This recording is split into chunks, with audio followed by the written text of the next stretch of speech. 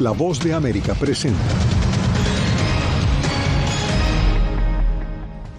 Ian impacta nuevamente la costa estadounidense, esta vez en Carolina del Sur, con categoría 1. En medio de la tragedia, una historia de supervivencia, cubrimiento en equipo de La Voz de América desde Florida. Además, Estados Unidos impone nuevas sanciones contra Rusia tras decisión de Putin de anexar ilegalmente territorios ucranianos. Y con intercambio de insultos, los candidatos presidenciales brasileños cierran campaña electoral.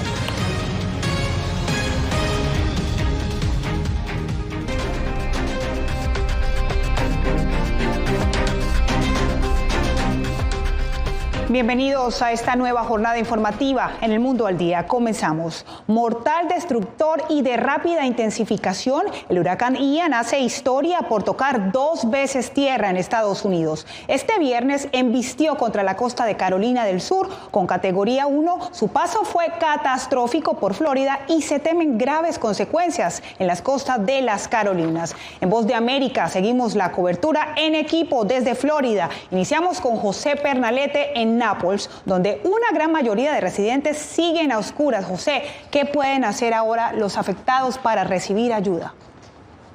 La Agencia Federal para el Manejo de Desastres y Emergencias se lleva un registro y lo ha ampliado hacia los 67 condados del estado de Florida, con el propósito de que cada una de estas familias se inscriba, se registre y pueda recibir el apoyo, conducir cada uno de los recursos de asistencia para el restablecimiento de estructuras, de servicios públicos que han sido interrumpidos.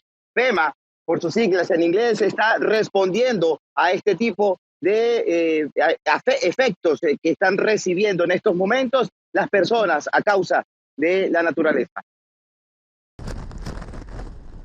Ian es histórico por haberse convertido 2 veces en huracán y porque impactó 2 veces en territorio continental estadounidense. Ahora tiene en vilo a los residentes de las Carolinas. Carolina del Sur declaró el estado de emergencia. Va a traer fuertes vientos, va a estar por todo el estado en diferentes niveles, como se puede ver en los mapas, y sabemos que va a traer mucha agua. La Agencia del Manejo de Emergencias y Desastres, FEMA, expandió su ayuda a los residentes de los condados más afectados en Florida y prepara un paquete de auxilio para Carolina del Sur. Así como continuamos vigilando la situación en Carolina del Sur, la trayectoria del huracán Ian, las operaciones de búsqueda y rescate federales y estatales continúan llevándose a cabo. Tenemos equipos de búsqueda y rescate urbanos, son parte del esfuerzo unificado para llevar a cabo operaciones por aire, tierra y agua. 21 personas han muerto, pero aún se espera por confirmación oficial de cuántas fueron a consecuencia de Ian. Son justamente las inundaciones las que causan un 95% de las fatalidades. Residentes en Carolina del Sur escapan a lugares altos y alejados de la costa, mientras otros intentan blindar sus residencias y negocios con bolsas de arena. Acabamos de asegurar la casa y pusimos los autos en garajes y sí esperando lo que sea que vaya a pasar después. La agencia FEMA advierte sobre los efectos nocivos de mantener generadores en el interior de las residencias. Por cierto, también los expertos del Servicio Nacional de Meteorología advierten que las ráfagas de este huracán pueden llegar incluso hasta Washington DC. Así que atentos en Washington. Viva. Gracias a José Pernalete. Y de Nápoles pasamos a Tampa, donde se encuentra nuestro compañero Jacopo Luzzi. Jacopo, en medio de estos estragos hay noticias alentadoras. Tuviste la oportunidad de conversar con una hispana dueña de un negocio que sobrevivió a esta furia del huracán. Cuéntanos, ¿cómo sucedió todo? Diva, en Fort Myers la situación fue espantosa y contamos la historia de la señora María Isabel, que pensaba que su heladería estaba destruida, sobre todo viendo el resto de las tiendas alrededor. Sin embargo, cuando fue a su tienda, abrió la puerta, vio que todo estaba bien, casi un milagro, dijo. En el pasado la señora había ya vivido otros huracanes como Charlie e Irma, pero frente a Ian y a toda esta masiva destrucción fue un alivio total no haber perdido toda su vida.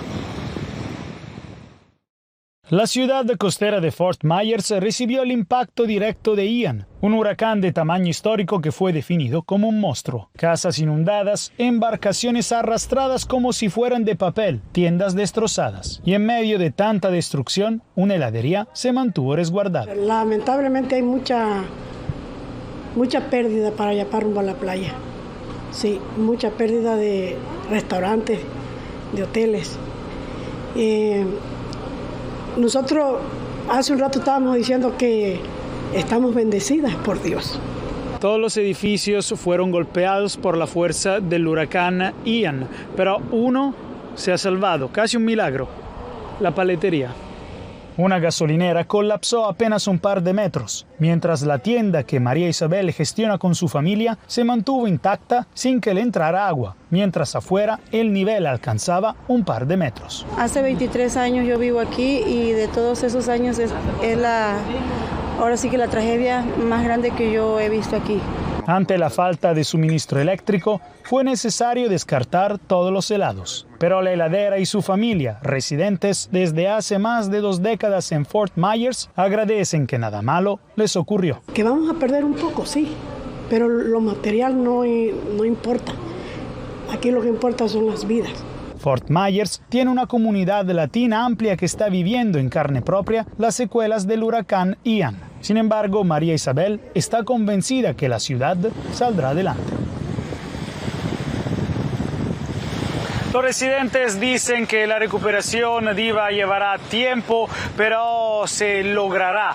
Todos se encuentran de hecho en el mismo barco ahora y tienen la voluntad de esforzarse, trabajar muchísimo para recobrar la normalidad y finalmente olvidarse de esta tragedia. Gracias a nuestros valientes reporteros, Jacopo Luzzi desde Tampa y a José Pernalete desde Nápoles en cobertura especial para La Voz de América en Florida. Mientras tanto, tenemos desde la Casa Blanca en Washington, el presidente Biden aseguró que el huracán Ian es uno de los más destructivos de la historia del país y dijo que hasta ahora los equipos de búsqueda y salvamento han rescatado ya a 117 personas. He ordenado que se tomen todas las acciones posibles para salvar vidas y para que llegue la ayuda a los sobrevivientes, porque cada vida cuenta. Esta no es una crisis solo de Florida, es una crisis de todo Estados Unidos. Antes de que la tormenta golpee a Carolina del Sur, podemos distribuir ayudas y proveer refugio, si es necesario. Mi mensaje para los habitantes de Carolina del Sur es simple. Por favor, escuchen a todas las alertas y directrices de los oficiales locales y sigan sus instrucciones. Usted recuerde que puede ampliar esta y otras noticias en nuestra página web vozdeamerica.com. Si tiene celular a mano, lo invitamos a que escanee el código que está viendo en pantalla y así pueda ingresar fácil y rápido a nuestro portal web.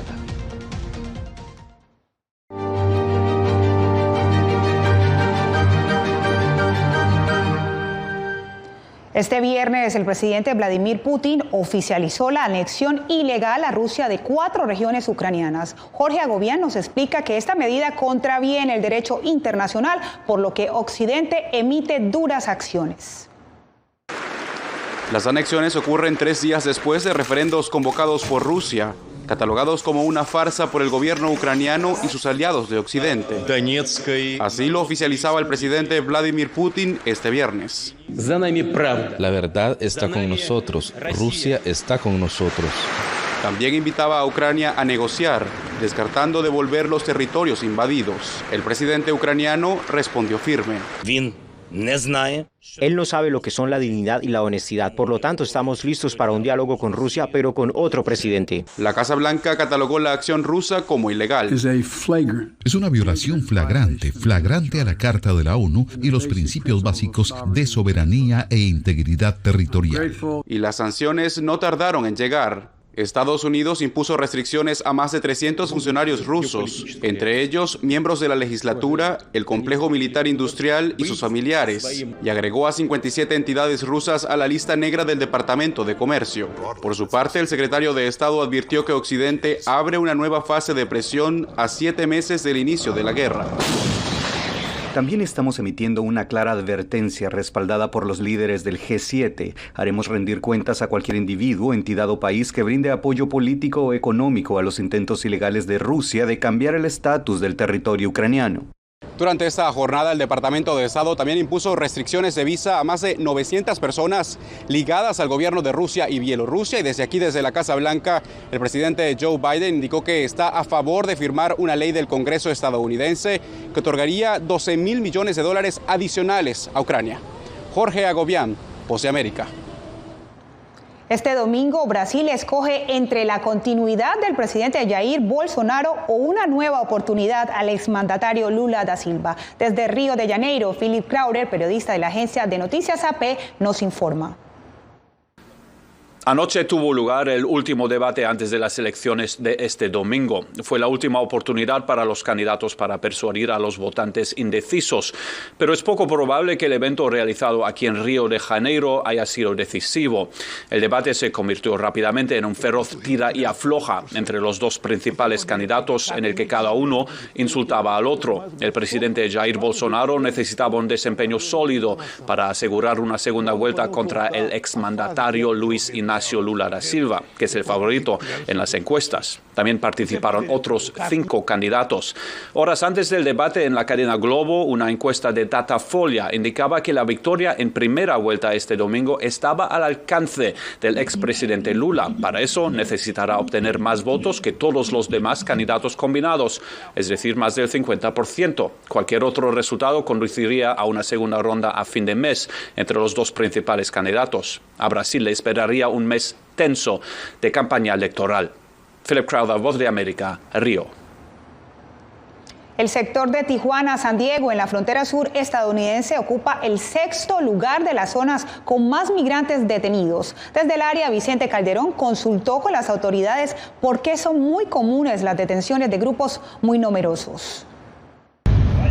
Este grupo de migrantes cruzó la frontera por Tijuana y esperó horas bajo el sol para entregarse a la patrulla fronteriza. Nos dijeron que no había espacio, que podíamos esperar hasta 20 horas. Son unas 50 personas procedentes de Brasil, Colombia y otras naciones. Entrevistados a través de la cerca divisoria, explican cómo cruzaron. Hacen algo en los barrotes y abren un huequito y uno se mete. La patrulla fronteriza ha detectado otros grupos numerosos en el sector San Diego, lo que despierta sospechas de autoridades locales. Nadie toma 50 personas sin que nadie lo note, o 100 personas. Hay una red aquí en Baja California de trata de personas. A los señalamientos de la alcaldesa de Tijuana se suman los activistas. Eso es real. Hay muchísimas redes de tráfico de personas y bueno, no parece que se estén combatiendo. El 26 de julio descubrieron un grupo de 101 personas. Días después encontraron otro de más de 120 y el 31 de agosto hallaron juntas a más de 100 personas de Asia, África y Sudamérica. Son históricos y que no corresponden a un problema de México, sino un problema económico de muchas regiones del mundo. El representante en Baja California del gobierno mexicano dice que ellos no permiten la corrupción. Yo creo que son muy injustos los norteamericanos en sus políticas migratorias. Para quienes cruzan por México, Tijuana es el punto más lejano para llegar a Estados Unidos. Muchos lo consideran menos peligroso, pero más caro por ser el más vigilado y con tramos fronterizos de hasta 3 cercas. Vicente Calderón, Voz de América, Tijuana, México. Militares mexicanos hackeados, así lo confirma el presidente Andrés Manuel López Obrador. Ya volvemos.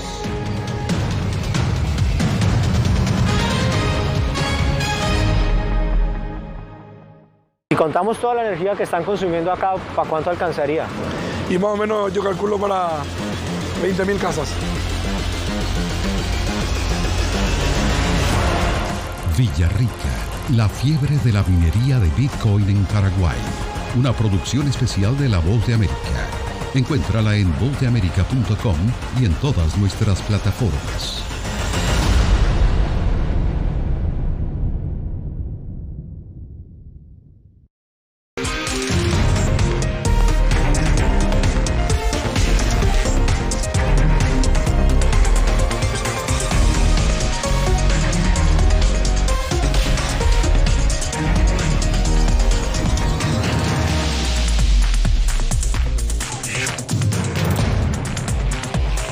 Venezuela 360, cada semana por La Voz de América. ¿Qué tal? Desde Washington comienzan las noticias en El Mundo al Día. Día a día, desde la capital de Estados Unidos y donde se producen las noticias que más te impactan. El objetivo es llegar al otro lado de la frontera para pedir asilo. La Voz de América te conecta con El Mundo al Día. Los hechos más allá de la noticia. Para que tomes decisiones bien informadas. En el lenguaje que quieres, donde quieras y como prefieras. Conéctate con El Mundo al Día. Actualidad. Vamos a ver otra cepa nueva y otra cepa nueva. Análisis. En realidad, mucha de esta gente va a quedar parada de nuevo y va a ser una tragedia humana. Debate. Dejen la obsesión la tienen ustedes. Con la información más allá de los titulares. El tema energético es algo que se está analizando. La inflación es un problema global. 30 y 50 metros están ya las tropas. Su respuesta, doctor. Todas las semanas por La Voz de América.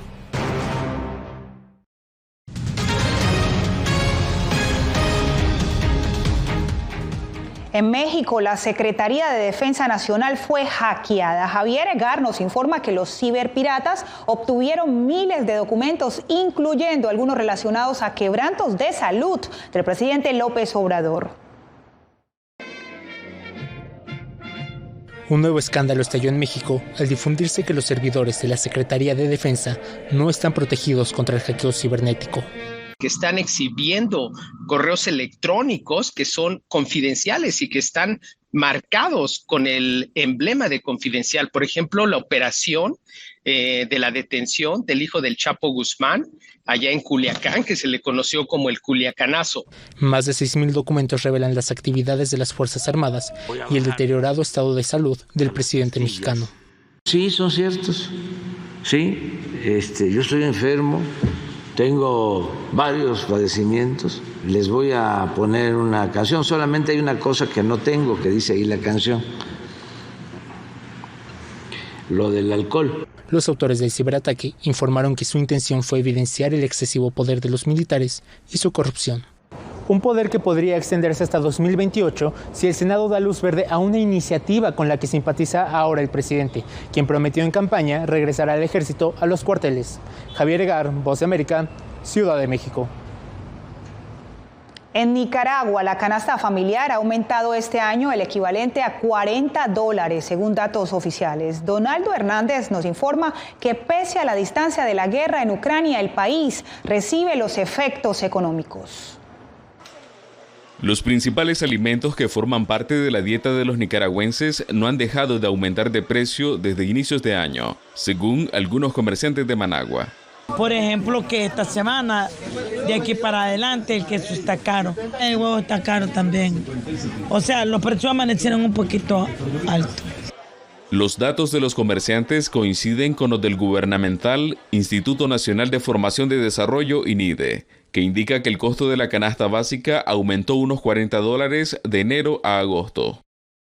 Yo creo que de un 100% en todos los productos, como un 85% subió. Según el INIDE, el costo de la canasta básica es el equivalente a casi $500. Economistas consultados por La Voz de América explican que el aumento en los precios de los alimentos sigue siendo producto de la invasión rusa en Ucrania, situación que tienen clara los pequeños comerciantes. La cuestión del transporte también es algo que agrega valor al producto. Y estamos esperando, como te digo, otra alza, lamentablemente.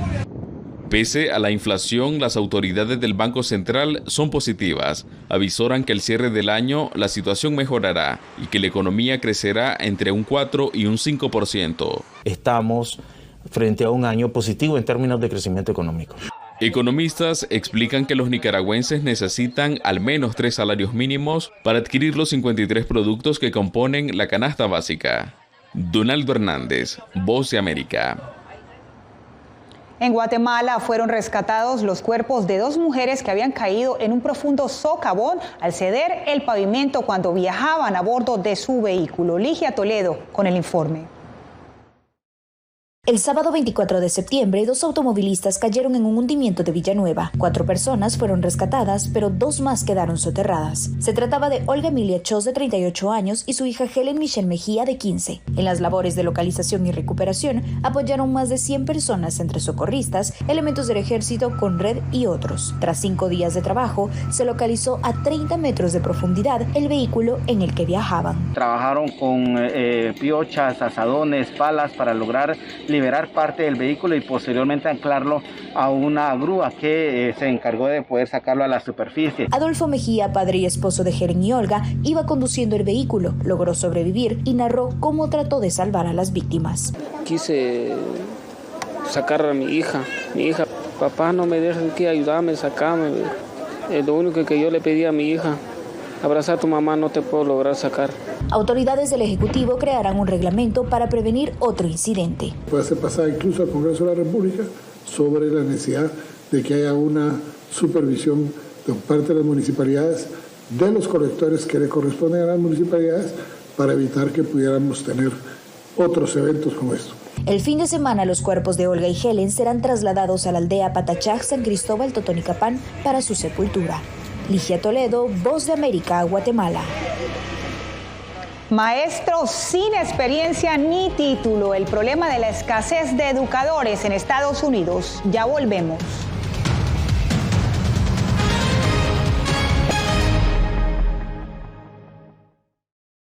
Hace un año fueron despojadas de todo en su tierra, pero lejos de silenciar su talento, desde su exilio obligado sus notas musicales ahora se escuchan en todo el mundo. La Voz de América presenta Sinfonía de Coraje. La odisea para huir de la persecución talibán en Afganistán de las 2 últimas integrantes del Instituto Nacional de Música que permanecían en ese país. En todas las plataformas de La Voz de América.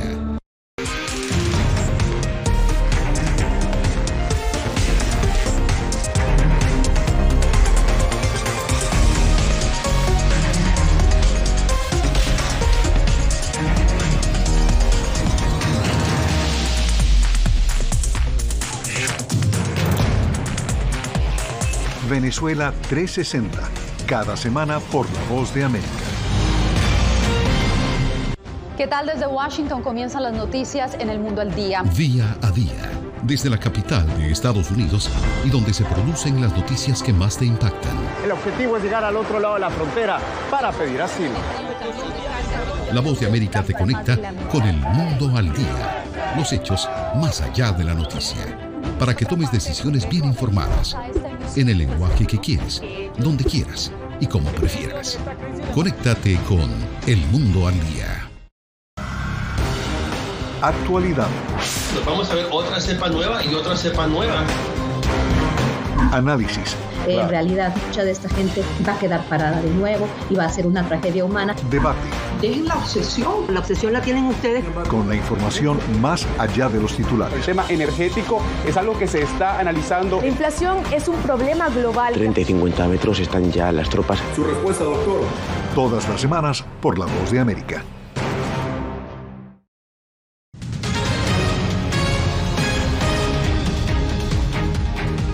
Ketanji Brown Jackson hizo su primera aparición en el estrado de la Corte Suprema al ser juramentada este viernes para unirse al panel de 9 miembros. Jackson es ahora la primera mujer negra en la historia del máximo tribunal y junto a sus 8 colegas decidirán sobre una lista de casos importantes, estos relacionados a admisión universitaria, derechos electorales y regulación ambiental, entre otros.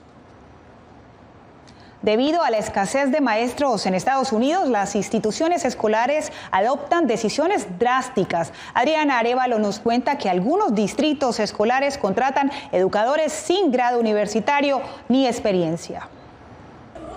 Las clases ya empezaron en Estados Unidos y aún hay miles de vacantes. La contratación de maestros sustitutos permanentes se volvió prácticamente obligatoria. Se buscan educadores entre familiares y conocidos de estudiantes y empleados, y hasta de otro país se traen docentes. Ese es un programa, creo que ya están tratando de ver si podemos contratar maestros de otros países que vengan con sus visas y pueden estar un promedio, creo que son como unos 3 años. Nuestra compañía de management está mirando a eso. Las autoridades escolares de cada estado intentan desesperadamente solventar la situación, reduciendo los requisitos de contratación. En estados como Florida, Arizona y Oklahoma, se requiere solo de una revisión de antecedentes criminales y ser mayor de edad para convertirse en maestro. Los maestros deben tener algún antecedente en la enseñanza tradicional o en negocios e industria para enseñar ese tipo de clases, o experiencia previa en un puesto administrativo donde reciban los cursos para poder manejar la cantidad de niños que pueden tener.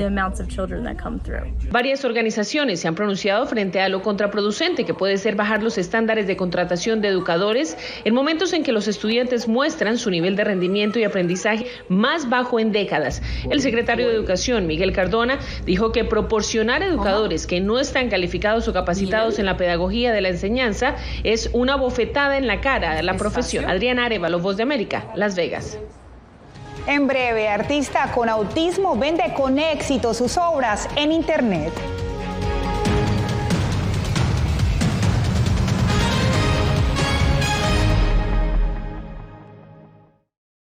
Si contamos toda la energía que están consumiendo acá, ¿para cuánto alcanzaría? Y más o menos yo calculo para 20.000 casas. Villarrica, la fiebre de la minería de Bitcoin en Paraguay. Una producción especial de La Voz de América. Encuéntrala en vozdeamerica.com y en todas nuestras plataformas.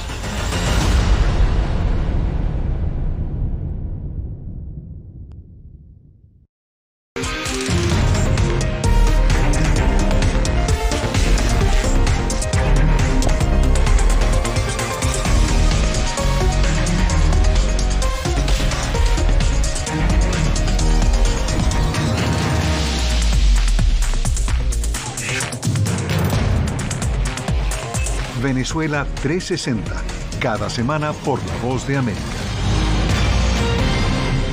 ¿Qué tal? Desde Washington comienzan las noticias en El Mundo al Día. Día a día, desde la capital de Estados Unidos y donde se producen las noticias que más te impactan. El objetivo es llegar al otro lado de la frontera para pedir asilo.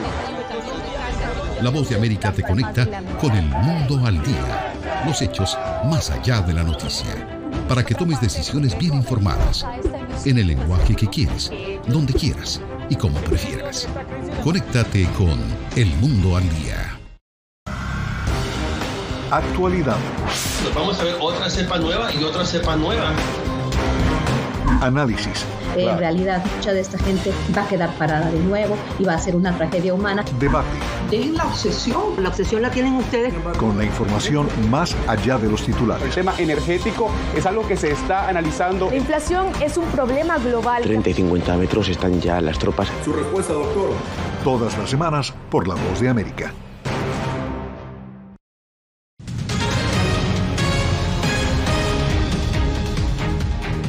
El autismo no ha sido impedimento para que Joe Baker venda sus dibujos a través de Internet. Laura Sepúlveda nos presenta su historia.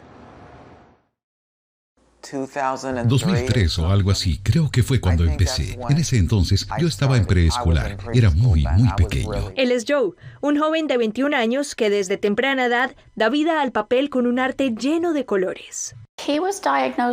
Le diagnosticaron autismo cuando apenas cumplía 4 años. A medida que se hizo un poco mayor y le diagnosticaron epilepsia en la escuela secundaria, comenzó a usar el dibujo no solo para divertirse, sino que creo que también era una manera para hacer frente, una forma de procesar tal vez algunos sentimientos que estaba teniendo. Todavía creo que lo hace. Cuando mis amigos y otros adultos ven mi arte, dicen, muy bien, Joe. A la gente le encantan mis dibujos de flores y he dibujado muchos girasoles y rosas y otras flores. Y ante tal acogida, decidió montar su propia página web para vender su arte, que en forma de tarjetas funciona hasta para celebraciones especiales como San Valentín. Me siento muy contento por eso. Ya hemos terminado por hoy. Buen trabajo. Buen trabajo. Laura Sepúlveda, Voz de América. En medio de los estragos por el huracán Ian también surgen buenas noticias. Un video de la Guardia Costera en Florida muestra el rescate de 4 personas, un perro y 3 gatos en la isla de Sunnyvale. Las autoridades confirman además muchos más rescates en esa área. Y de esta manera llegamos al final del Mundo al Día y de la semana. Gracias por elegirnos. Les informó Diva Lizeth Cash.